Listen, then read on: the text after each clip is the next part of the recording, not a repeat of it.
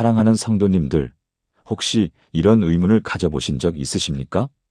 왜 주기도문은 하필 7개 청원일까요? 왜 10계명은 정확히 10개일까요? 왜 예수님은 이렇게 기도하라고 가르치셨을까요?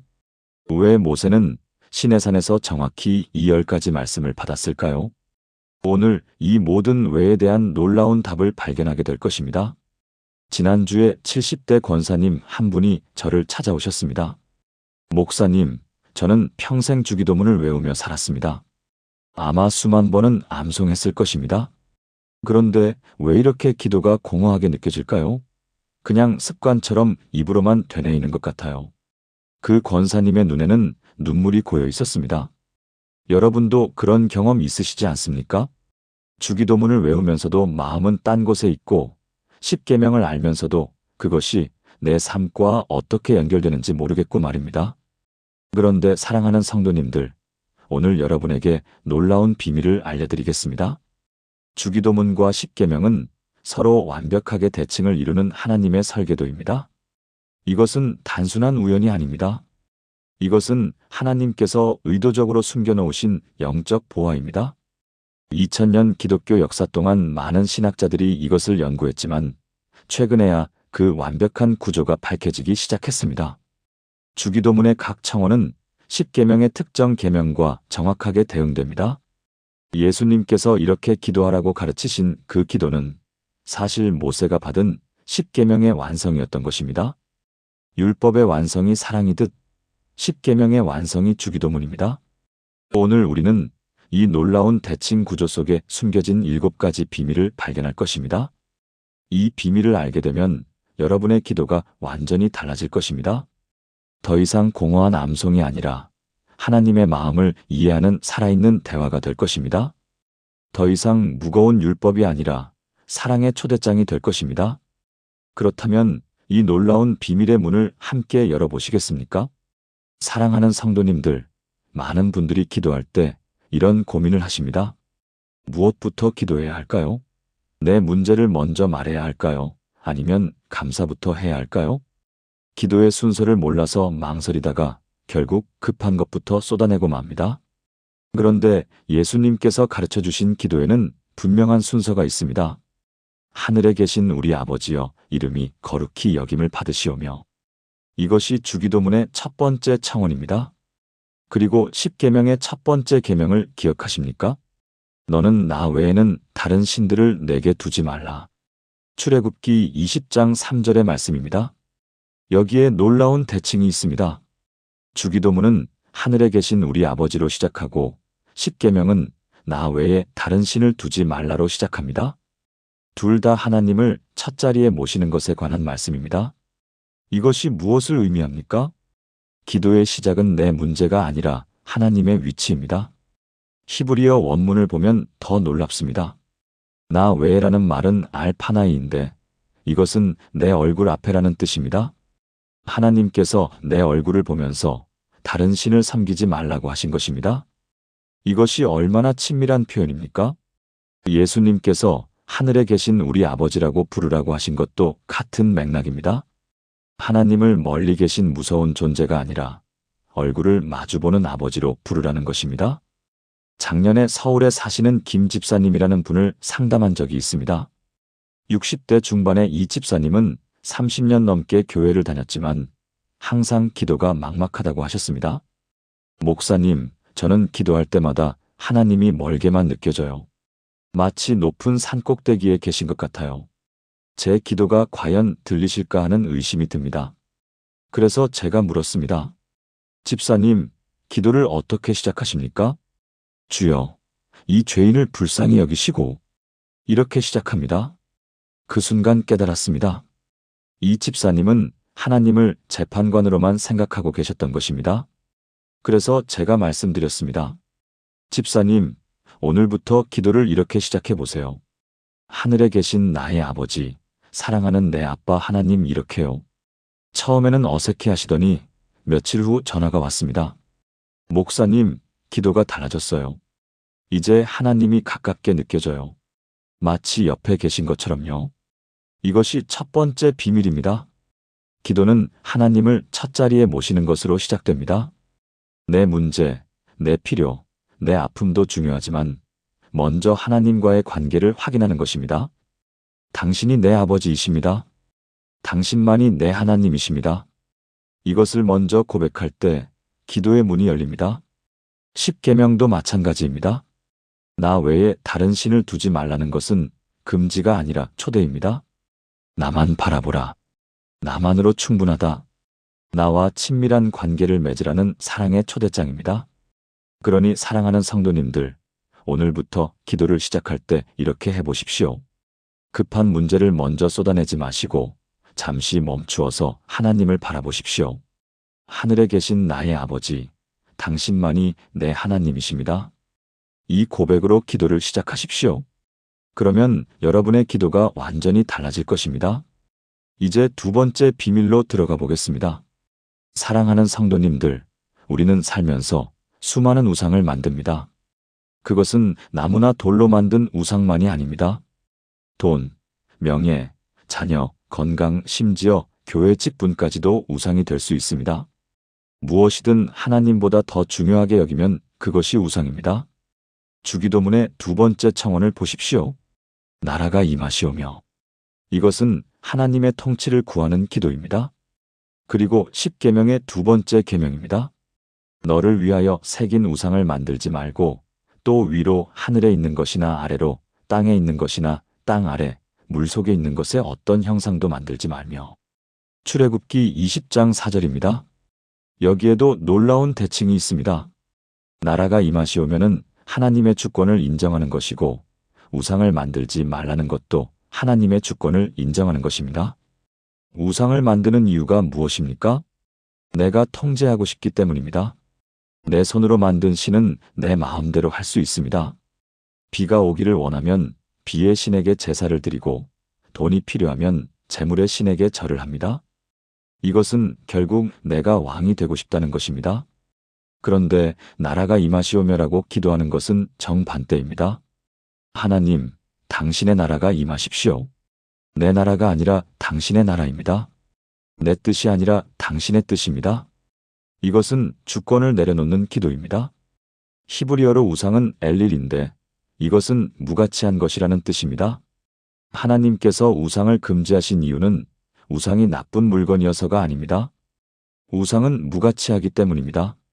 전능하신 하나님을 두고 무가치한 것을 섬기는 어리석음을 범하지 말라는 것입니다. 부산에 사시는 이 권사님의 이야기를 들려드리겠습니다. 이 권사님은 평생 자녀 교육에 모든 것을 쏟아부으셨습니다. 아들 둘을 의사와 변호사로 만드셨고 손자들도 모두 명문대를 나왔습니다. 그런데 어느 날 큰아들이 이혼을 하고 작은아들이 사업에 실패했습니다. 권사님은 완전히 무너졌습니다. 내가 평생 쌓아온 것이 한순간에 무너졌어요. 이제 살 이유가 없어요. 그때 제가 조심스럽게 물었습니다. 권사님, 혹시 자녀들이 하나님보다 더 중요하지는 않으셨습니까? 권사님은 한참을 우셨습니다. 맞아요. 솔직히 기도할 때도 하나님보다 자녀들 생각이 더 많았어요. 교회에 나오는 것도 자녀들이 잘 되게 해달라고 하나님께 거래하려는 마음이었어요. 자녀가 우상이 된 것입니다. 그 후 이 권사님은 6개월 동안 매일 이 기도를 하셨습니다. 하나님, 나라가 임하시오며 내 나라가 아니라 당신의 나라가 임하시오며. 놀라운 변화가 일어났습니다. 자녀들에 대한 집착이 사라지고 평안이 찾아왔습니다. 더 놀라운 것은 그 후 큰아들이 다시 신앙을 회복하고 작은아들도 새로운 사업을 시작하게 되었다는 것입니다. 권사님이 손을 놓자 하나님께서 일하신 것입니다. 이것이 두 번째 비밀입니다. 우리가 우상을 내려놓고 하나님의 나라가 임하기를 구할 때 하나님께서 친히 왕 되어 일하십니다. 여러분의 우상은 무엇입니까? 돈입니까? 자녀입니까? 건강입니까? 명예입니까? 그것을 붙들고 있는 한 하나님의 나라는 임할 수 없습니다. 오늘 그것을 내려놓으십시오. 그리고 이렇게 기도하십시오. 나라가 임하시오며 내가 왕이 아니라 당신이 왕이십니다. 그러면 여러분의 삶에 하나님의 통치가 임할 것입니다. 이제 세 번째 비밀로 넘어가겠습니다. 사랑하는 성도님들, 요즘 사람들은 하나님의 이름을 너무 쉽게 부릅니다. 하나님 감사합니다. 할렐루야를 습관적으로 말하지만 정작 그 의미를 모르고 합니다. 주기도문의 세 번째 청원입니다. 뜻이 하늘에서 이루어진 것 같이 땅에서도 이루어지이다. 그리고 십계명의 세 번째 계명을 보십시오. 너는 내 하나님 여호와의 이름을 망령되게 부르지 말라. 출애굽기 20장 7절입니다. 언뜻 보면 이 둘이 어떻게 연결되는지 이해하기 어렵습니다. 그런데 히브리어 원문을 깊이 들여다보면 놀라운 진리가 드러납니다. 망령되게라는 말은 히브리어로 라샤브인데 이것은 헛되게, 목적 없이라는 뜻입니다. 하나님의 이름을 목적 없이 부르지 말라는 것입니다. 그렇다면 하나님의 이름을 어떤 목적으로 불러야 합니까? 바로 뜻이 이루어지기 위해서입니다. 하늘에서 이루어진 하나님의 뜻이 땅에서도 이루어지기 위해 하나님의 이름을 부르는 것입니다. 이것이 세 번째 대칭입니다. 고대 근동 문화에서 이름은 단순한 호칭이 아니었습니다. 그 이름은 그 존재의 본질이고 성품이고 권위였습니다. 하나님의 이름을 부른다는 것은 하나님의 성품과 권위를 인정하는 것입니다. 그래서 유대인들은 하나님의 이름 야훼를 함부로 발음하지 않았습니다. 너무 거룩해서 입에 담기조차 두려워했습니다. 대신 아도나이라고 불렀는데 이것은 나의 주님이라는 뜻입니다. 그런데 우리는 어떻습니까? 하나님을 너무 쉽게 부릅니다. 기도 시작할 때도 하나님, 기도 끝날 때도 하나님, 심지어 놀랄 때도 하나님 맙소사라고 합니다. 이것이 바로 하나님의 이름을 망령되게 부르는 것입니다. 대구에 사시는 박 장로님의 경험을 나누겠습니다. 이 장로님은 교회에서 존경받는 분이셨습니다. 기도도 열심히 하시고 헌금도 많이 하셨습니다. 그런데 어느 날 사업이 크게 어려워졌습니다. 장로님은 매일 새벽 기도에 나가서 기도하셨습니다. 하나님, 이 사업을 살려주세요. 하나님, 제발 도와주세요. 그런데 상황은 더 악화되었습니다. 장로님은 제게 화를 내며 말씀하셨습니다. 목사님, 하나님은 왜 제 기도를 안 들어주십니까? 제가 뭘 잘못했습니까? 그래서 제가 조심스럽게 물었습니다. 장로님, 기도할 때 하나님의 뜻을 먼저 물으셨습니까? 장로님은 잠시 멈칫하셨습니다. 무슨 말씀이십니까? 장로님은 하나님께 자신의 뜻을 들어달라고만 하셨지 하나님의 뜻이 무엇인지는 물어보지 않으셨습니다. 그날 장로님은 눈물을 흘리셨습니다. 맞습니다. 저는 하나님을 이용하려고 했습니다. 하나님의 이름을 도구로 사용했습니다. 그 후 장로님은 기도를 바꾸셨습니다. 하나님, 이 상황에서 당신의 뜻이 무엇입니까? 당신의 뜻이 이루어지게 하소서. 놀랍게도 그때부터 평안이 찾아왔습니다. 사업은 여전히 어려웠지만 장로님의 마음은 달라졌습니다. 그리고 6개월 후 예상치 못한 방법으로 문제가 해결되었습니다. 이것이 세 번째 비밀입니다. 하나님의 이름을 부르는 것은 내 뜻을 관철시키기 위함이 아니라 하나님의 뜻을 이루기 위함입니다. 뜻이 하늘에서 이루어진 것 같이 땅에서도 이루어지이다. 이것이 진정한 기도입니다. 여러분은 기도할 때 하나님의 이름을 어떻게 부르십니까? 내 필요를 채우기 위한 주문처럼 사용하고 있지는 않습니까? 오늘부터 기도를 바꾸십시오. 하나님, 당신의 뜻이 무엇입니까? 당신의 뜻이 이루어지게 하소서. 그러면 여러분은 하나님의 이름을 거룩하게 부르는 사람이 될 것입니다. 이제 네 번째 비밀로 들어가겠습니다. 사랑하는 성도님들, 많은 그리스도인들이 이런 고민을 합니다. 하나님을 믿는데 왜 이렇게 불안할까요? 왜 내일 걱정이 끊이지 않을까요? 그 이유는 하나님을 진정으로 의지하지 못하기 때문입니다. 주기도문의 네 번째 청원을 보십시오. 오늘 우리에게 일용할 양식을 주시옵고. 그리고 십계명의 네 번째 계명입니다. 안식일을 기억하여 거룩하게 지키라. 출애굽기 20장 8절의 말씀입니다. 이 둘의 연결이 보이십니까? 일용할 양식과 안식일은 모두 하나님을 의지하는 것에 관한 말씀입니다. 일용할 양식이라는 표현이 중요합니다. 오늘 필요한 양식입니다. 내일 것이 아니라 오늘 것입니다. 이것은 무엇을 의미합니까?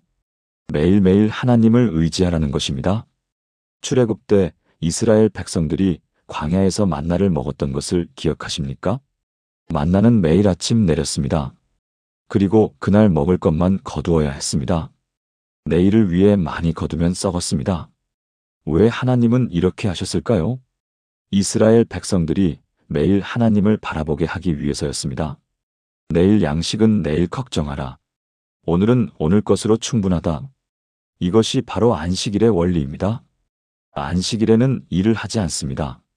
왜냐하면 하나님께서 공급하시기 때문입니다. 안식일을 지킨다는 것은 하나님, 당신이 나를 먹여 살리십니다. 내가 일해서 버는 것이 아니라 당신이 주시는 것입니다. 라고 고백하는 것입니다. 이것이 네 번째 대칭입니다. 히브리어로 안식은 샤바트인데 이것은 단순히 쉬다가 아니라 완성되다, 충족되다라는 뜻입니다. 하나님 안에서 완성되고 충족된다는 것입니다. 내 노력이나 내 능력이 아니라 하나님께서 나를 완성하시고 충족시키신다는 신앙 고백입니다. 광주에 사시는 최 집사님의 이야기입니다. 이 집사님은 식당을 운영하셨는데 항상 불안했습니다. 내일 손님이 안 오면 어쩌지? 다음 달 월세를 못 내면 어쩌지? 그래서 주일에도 식당 문을 열었습니다. 주일날 쉬면 손님을 다른 집에 빼앗깁니다. 하나님도 이해하실 것입니다. 그런데 3년 후 집사님은 완전히 지쳐버렸습니다.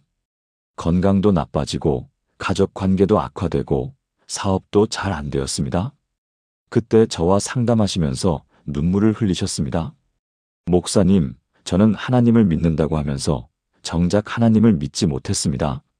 제 힘으로만 살려고 했습니다. 그날 집사님은 결단하셨습니다. 주일에는 무조건 식당 문을 닫겠습니다. 하나님을 믿겠습니다. 처음 몇 달은 정말 힘들었습니다. 수입이 줄어들었습니다. 그런데 6개월쯤 지나자 놀라운 일이 일어났습니다. 평일 손님이 늘어나기 시작한 것입니다. 소문이 나서 주일에 쉬는 식당으로 유명해졌습니다. 그리스도인들이 일부러 찾아왔습니다. 1년 후에는 매출이 오히려 더 늘어났습니다. 더 중요한 것은 집사님의 얼굴이 달라진 것입니다. 평안해졌습니다. 이제는 걱정이 없어요. 하나님께서 살리시는 것을 경험했거든요. 이것이 네 번째 비밀입니다. 일용할 양식을 구하고 안식일을 지키는 것은 하나님을 진정으로 의지하는 훈련입니다. 오늘 우리에게 일용할 양식을 주시옵고, 이 기도는 하나님, 나는 당신 없이 하루도 살 수 없습니다. 오늘도 당신을 의지합니다라는 고백입니다. 여러분은 진정으로 하나님을 의지하고 계십니까? 아니면 하나님을 믿는다고 하면서 실제로는 내 힘, 내 능력, 내 지혜를 의지하고 있습니까? 오늘부터 매일 아침 이 기도를 하십시오. 하나님, 오늘 하루 필요한 것을 주소서. 당신만 의지합니다. 그리고 안식일을 거룩하게 지키십시오. 그러면 여러분은 하나님의 공급하심을 경험하게 될 것입니다. 이제 5번째 비밀로 넘어가겠습니다. 사랑하는 성도님들, 인간관계만큼 힘든 것이 없습니다. 특히 용서는 더욱 어렵습니다. 그 사람을 용서할 수 없어요. 그 사람이 한 짓을 생각하면 분노가 치밀어요. 이런 말씀 많이 하시지요? 주기도문의 5번째 청원입니다. 우리가 우리에게 죄 지은 자를 사하여 준 것 같이 우리 죄를 사하여 주시옵고, 그리고 10계명의 5번째 계명을 보십시오. 내 부모를 공경하라. 출애굽기 20장 12절입니다. 이 둘이 어떻게 연결될까요? 용서와 부모 공경은 모두 관계의 회복에 관한 말씀입니다.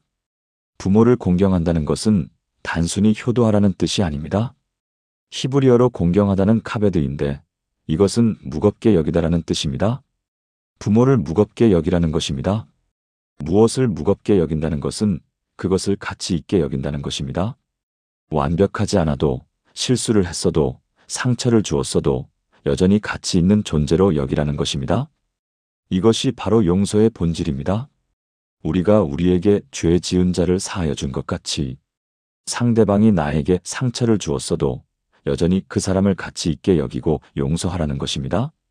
10계명을 보면 1에서 4계명은 하나님과의 관계이고 5에서 10계명은 사람과의 관계입니다. 그런데 다섯 번째 계명이 그 중간에 있습니다. 왜일까요?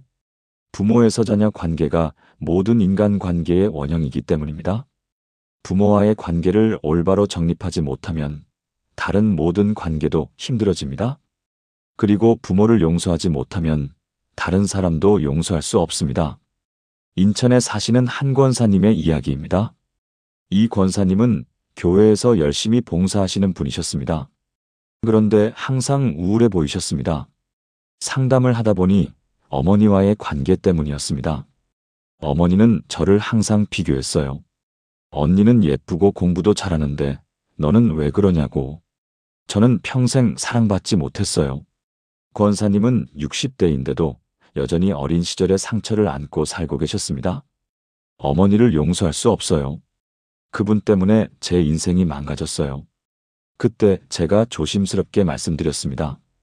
권사님, 용서는 상대방을 위한 것이 아니라 권사님을 위한 것입니다. 용서하지 않으면 권사님만 계속 고통받습니다.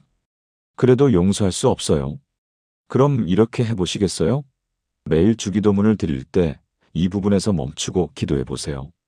하나님, 제가 어머니를 용서하기 원하지만 힘이 없습니다. 용서할 수 있는 힘을 주소서. 권사님은 반신반의하며 그렇게 하셨습니다. 3개월이 지났습니다. 어느 날 권사님이 환한 얼굴로 찾아오셨습니다. 목사님, 기적이 일어났어요. 어머니를 용서했어요. 무슨 일이 있었습니까? 매일 그 기도를 하는데 어느 날 깨달았어요. 어머니도 상처받은 사람이었다는 것을. 어머니의 어머니한테 사랑받지 못했기 때문에 저에게도 사랑을 줄 수 없었던 거예요. 권사님의 눈에 눈물이 고였습니다. 어머니가 불쌍해졌어요. 그리고 어머니를 용서하자 제 마음이 가벼워졌어요. 50년 동안 짊어진 짐을 내려놓은 것 같아요. 그 후 권사님은 요양원에 계신 어머니를 매주 찾아뵙기 시작하셨습니다. 어머니도 달라지셨습니다. 이제는 딸에게 고맙다, 사랑한다는 말을 하신답니다. 이것이 다섯 번째 비밀입니다. 용서는 상대방을 위한 것이 아니라 나 자신을 위한 것입니다. 그리고 가장 가까운 관계, 부모에서 자녀 관계에서 시작됩니다. 부모를 공경하고 용서할 때 다른 모든 관계도 회복됩니다. 여러분은 누구를 용서하지 못하고 있습니까? 부모입니까? 배우자입니까? 자녀입니까? 친구입니까? 오늘 그 사람을 용서하십시오. 완전히 용서할 힘이 없다면 이렇게 기도하십시오. 하나님, 용서하고 싶습니다. 용서할 수 있는 힘을 주소서. 그러면 하나님께서 여러분에게 용서의 은혜를 주실 것입니다. 이제 여섯 번째 비밀로 들어가겠습니다. 사랑하는 성도님들, 우리는 매일 수많은 유혹과 싸웁니다. 분노의 유혹, 욕심의 유혹, 교만의 유혹, 음란의 유혹 등등 끝이 없습니다. 주기도문의 여섯 번째 청원을 보십시오. 우리를 시험에 들게 하지 마시옵고, 그리고 10계명의 여섯 번째부터 아홉 번째 계명을 함께 보십시오. 살인하지 말라, 간음하지 말라, 도둑질하지 말라, 거짓 증언하지 말라. 출애굽기 20장 13절부터 16절까지입니다. 여기에 놀라운 대칭이 있습니다. 시험에 들게 하지 마시옵고는 모든 죄의 유혹을 피하게 해달라는 기도입니다. 그리고 6에서 9계명은 구체적인 죄의 목록입니다. 살인, 간음, 도둑질, 거짓말. 이것들은 모두 시험에 넘어갔을 때 범하는 죄들입니다. 예수님께서 겟세마네 동산에서 제자들에게 하신 말씀을 기억하십니까?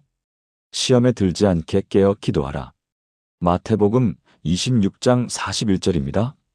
시험은 갑자기 오지 않습니다. 시험은 우리가 영적으로 깨어있지 않을 때 옵니다. 히브리어로 시험은 니사연인데 이것은 테스트, 시련이라는 뜻입니다. 하나님은 우리를 시험하지 않으십니다. 야고보서 1장 13절에 하나님은 악에게 시험을 받지도 아니하시고 친히 아무도 시험하지 아니하시느니라고 했습니다. 그렇다면 시험에 들게 하지 마시옵고는 무슨 뜻입니까? 우리가 시험에 빠지지 않도록 지켜주소서라는 뜻입니다. 시험이 올 때 우리가 넘어지지 않도록 보호해달라는 기도입니다. 서울에 사시는 젊은 김 집사님의 이야기입니다. 이 집사님은 IT 회사에 다니셨는데 어느 날 큰 유혹에 빠졌습니다. 회사 돈을 횡령할 기회가 생긴 것입니다. 아무도 모르게 할 수 있었고 금액도 상당했습니다. 집사님은 갈등했습니다. 이 돈이 있으면 전세 대출을 갚을 수 있는데 아무도 모를 텐데. 며칠 동안 고민하다가 새벽 기도회에 나갔습니다. 주기도문을 드리는데 이 부분에서 멈췄습니다. 우리를 시험에 들게 하지 마시옵고 그 순간 깨달았습니다. 아, 내가 지금 시험에 들어가고 있구나. 하나님, 저를 지켜주소서. 집사님은 그날부터 매일 이 기도를 했습니다. 하나님, 저를 시험에 들게 하지 마시옵소서. 제가 약합니다. 저를 지켜주소서. 일주일 후 집사님은 결단했습니다. 횡령하지 않기로 한 것입니다. 그리고 그 기회 자체를 윗사람에게 보고했습니다. 회사 시스템에 허점이 있습니다. 이것을 악용하면 문제가 생길 수 있습니다. 놀랍게도 그 후 집사님은 승진했습니다. 정직함을 인정받은 것입니다.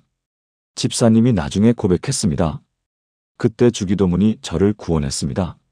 만약 그 기도를 드리지 않았다면 저는 범죄자가 되었을 것입니다. 이것이 6번째 비밀입니다.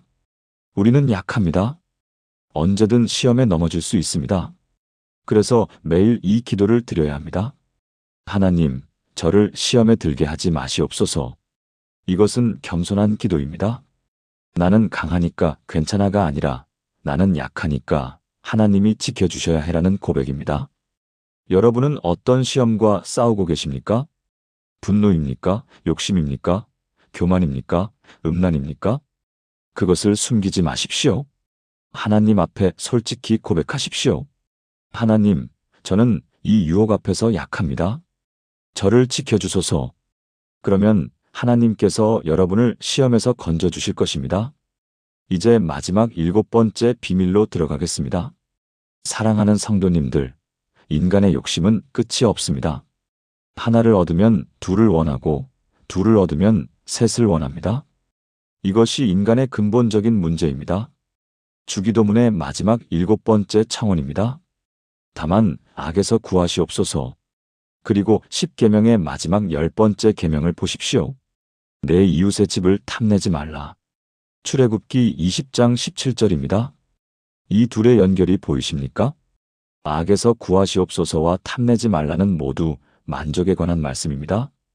히브리어로 탐내다는 하마드인데 이것은 간절히 원하다, 갈망하다라는 뜻입니다. 자기 것이 아닌 것을 간절히 원하는 것이 탐심입니다. 그렇다면 탐심의 반대는 무엇입니까? 만족입니다. 하나님께서 주신 것으로 만족하는 것입니다. 10계명을 보면 1에서 9계명은 모두 행동에 관한 것입니다. 다른 신을 섬기지 말라, 우상을 만들지 말라, 살인하지 말라 등등. 그런데 10번째 계명만 다릅니다. 탐내지 말라는 마음에 관한 것입니다. 왜 마지막에 이것을 두셨을까요? 모든 죄는 탐심에서 시작하기 때문입니다. 간음도 탐심에서, 도둑질도 탐심에서, 살인도 탐심에서 시작됩니다. 야고보서 1장 15절은 이렇게 말합니다. 욕심이 잉태한즉 죄를 낳고 죄가 장성한즉 사망을 낳느니라. 탐심이 모든 악의 뿌리입니다. 그래서 주기도문의 마지막도 악에서 구하시옵소서입니다. 악의 뿌리인 탐심에서 구해달라는 기도입니다. 그리스어 원문을 보면 더 명확합니다. 악에서라는 말은 아포투 포네루인데 이것은 악한 자로부터라는 뜻도 됩니다. 악한 자, 즉 사탄으로부터 구해달라는 기도입니다. 사탄이 가장 많이 사용하는 무기가 무엇입니까? 바로 탐심입니다. 저것을 가지면 행복할 것이다. 저것이 없으면 불행할 것이다. 이것이 사탄의 속삭임입니다. 부산에 사시는 이 장로님의 이야기로 마무리하겠습니다. 이 장로님은 부동산으로 큰 성공을 거두셨습니다. 집도 여러 채 갖고 계셨고 교회에도 헌금을 많이 하셨습니다.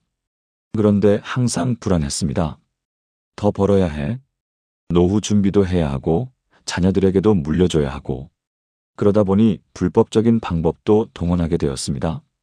세금을 탈루하고 계약서를 조작하고 거짓말도 했습니다. 결국 문제가 터졌습니다. 세무조사를 받게 된 것입니다. 장로님은 완전히 무너졌습니다. 그때 저와 상담하시면서 고백하셨습니다. 목사님, 저는 하나님을 믿는다고 했지만 실제로는 돈을 믿었습니다. 돈이 저를 지켜줄 것이라고 생각했습니다. 장로님, 이제 어떻게 하시겠습니까? 모든 것을 내려놓겠습니다. 정직하게 세금을 내고 법적 처벌도 받겠습니다. 그리고 남은 재산으로 하나님께서 원하시는 일을 하겠습니다. 장로님은 실제로 그렇게 하셨습니다. 벌금을 내고 집 몇 채를 팔았습니다. 그리고 남은 돈으로 지역 아동센터를 지원하기 시작하셨습니다.